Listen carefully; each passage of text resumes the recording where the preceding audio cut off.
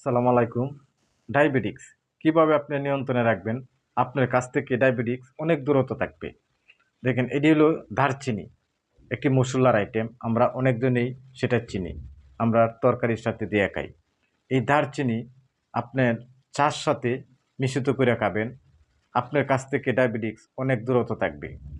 এই দারচিনির সাহায্যে আপনার ক্যান্সার, যাদের ক্যান্সার হয়ে গেছে বা হওয়ার লক্ষণ, আপনার চার সাথে দারচিনি খাবেন, আপনি ইনশাল্লাহ মুক্ত হইতে পারবেন।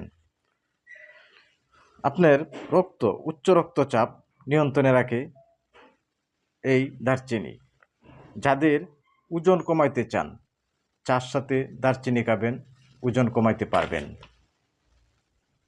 এই দারচিনি যদি আপনি খান, অনেক রোগ আপনার কাছ থেকে দূরত থাকবে। এই দারচিনির সাহায্যে আপনার সর্দি কাশি ভালো হয়। অত শক্তিশালী একটি জিনিস।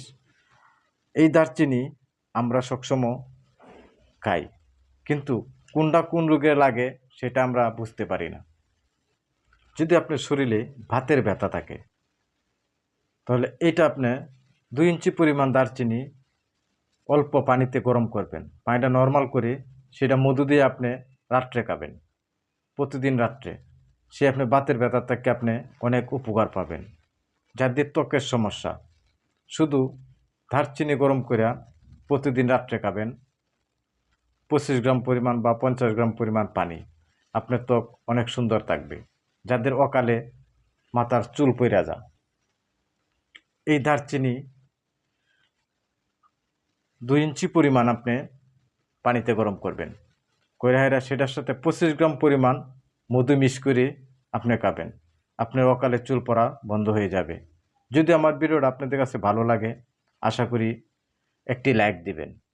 যদি ফলো করে রাখেন, ফলো দেন, তাহলে এরম ধরনের ভিডিও আমি সবসময় দিই। আপনারা জানতে পারবেন কোন গাছে কোন রোগের কাজে লাগে, কোন মশলা কোন রোগের কাজে লাগে।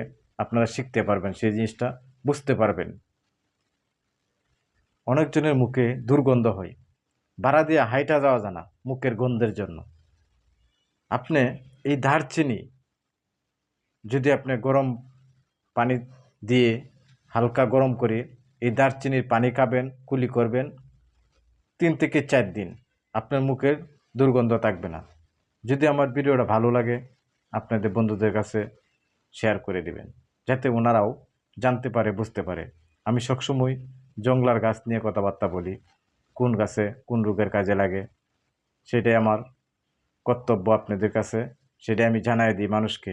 যদি একটা জিনিস শিখতে পারেন, সেটাই আপনার জীবনে অনেক কাজে আসবে। আসসালামু আলাইকুম।